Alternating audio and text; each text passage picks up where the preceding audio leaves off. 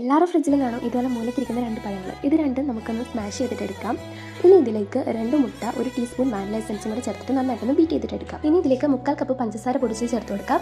ഇനി ഇതിലേക്ക് dry ingredients ആയിട്ടുള്ള പൊടികളൊക്കെ അരിച്ചിട്ട് ചേർത്ത് കൊടുക്കാം.